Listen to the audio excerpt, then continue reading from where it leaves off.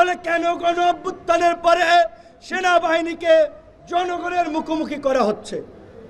এই অন্তর্বর্তীকালীন সরকারকে দায়িত্ব দিয়েছিলাম, সেই সরকারের প্রধান আজকে আমাদেরকে এই রাস্তায় নামতে বাধ্য করেছে। ডক্টর মোহাম্মদ ইউনূসের প্রতি আমাদের শ্রদ্ধা ভক্তির ঘাটতি ছিল না, কিন্তু গতকালকে তার যে কথা, সেই কথার প্রতিবাদ না জানিয়ে কোনো বিবেক সম্পন্ন মানুষ থাকতে পারবে না। তিনি আন্তর্জাতিক ক্রাইসিস গ্রুপের মিটিংয়ে বলেছেন যে আওয়ামী লীগ নিষিদ্ধ করার কোনো পরিকল্পনা এই সরকারের নাই। বন্ধুগণ, আপনাদেরকে মনে করিয়ে দিতে চাই, অগস্টেই এই আল-রাজির সামনে মঞ্চ করে আমরা আওয়ামী লীগ নিষিদ্ধের দাবিতে প্রোগ্রাম করেছিলাম, জেলায় জেলায় প্রোগ্রাম দিয়েছিলাম। এই বছরের 5ই ফেব্রুয়ারিও প্রধান উপদেষ্টা বরাবর জেলা প্রশাসকদের মাধ্যমে আওয়ামী লীগ নিষিদ্ধের দাবি, লুটপাটকারীদের বিচার এবং সম্পদ বাজেয়াপ্ত সহ 5 দফা দাবিতে স্মারকলিপি দিয়েছিলাম।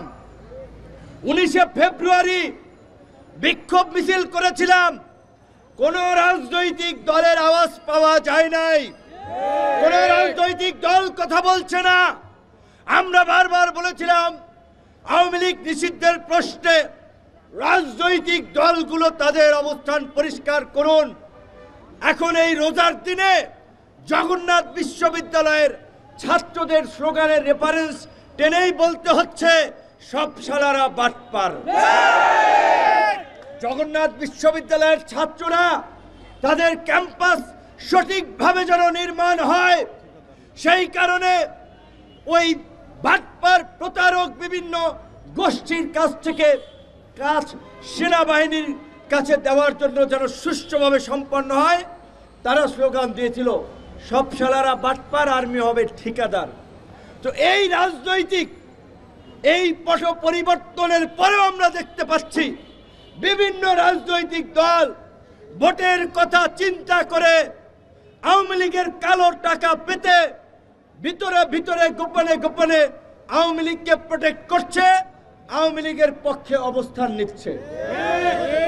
আজকে বিপ্লবের কাণ্ডারি বলে যে সমস্ত ছাত্র নেতারা পরিচিত, তাদের মন্ত্রণালয়ের সচিব থেকে বিভিন্ন দপ্তরেও এই ফাঁসিবাদের দোসর যারা 24 এমপি নির্বাচন করেছে তারাও দায়িত্ব পালন করছে। আমি জানতে চাই যুবক্রিয়া উপদেষ্টার কাছে, বাফুফের সহসভাপতি জাহিদি রেডিয়ান ফার্মার আওয়ামী লীগের ফাঁসিবাদের দোসর 24 নির্বাচন করেছে, সে কিভাবে বাফুফের সহসভাপতি হয়? এইটা তো বিপ্লবের ঠিকাদার দাবি করা ছাত্র নেতাদের মন্ত্রণালয়।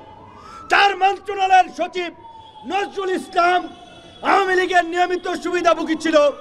এইভাবে অন্তত 15 জন সচিব আছে যারা আওয়ামী লীগের আমলে নিয়মিত সুবিধাভোগী ছিল। তারা সচিব হচ্ছে, ছাত্র সমন্বয়করা বিভিন্ন জনের বিষয়ে তদবির করে তাদেরকে পুনর্বাসনের সুযোগ করে দিচ্ছে, আর দোষ দিচ্ছে আর্মি আর সরকারের।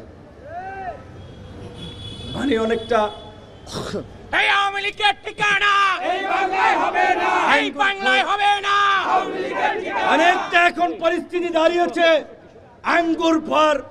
আঙ্গুর ফল না খেতে পেরে টক। সরকারের কাছ থেকে সুবিধা নিয়ে সরকারের উপরে তারা খবরদারি জারি করে পার্টি গঠন করে তারা আজকে হাসিনার মতো আরেকটা ফ্যাসিস্ট পার্টি হতে চায়। যেই কারণে আজকে তারা আর্মি নিয়ন্ত্রণ করতে চায়, পুলিশ নিয়ন্ত্রণ করতে চায়, রাজনীতিবিদদের মধ্যে বিভাজন তৈরি করতে চায় এবং দেশে নৈরাজ্য তৈরি করতে চায়। এবং তাদেরকে সহযোগিতা করছে কিছু তথাকথিত বুদ্ধিজীবী এবং তথাকথিত বিপ্লবী নামে কিছু হঠকারী লোকজন। আপনারা দেখবেন, ন্যারেটিভগুলো দেখবেন, বয়ান দেখবেন, বক্তব্য ফলো করবেন। আমরা বলছিলাম ছাত্র জনতা, সামরিক বাহিনী, পুলিশ প্রশাসন, সমস্ত জনগণ অন্তত একটা পর্যায়ে এক বিন্দুতে এসে মিলিত হয়েছে বিদায়ী এই গণ অভ্যুত্থান সফল হয়েছে।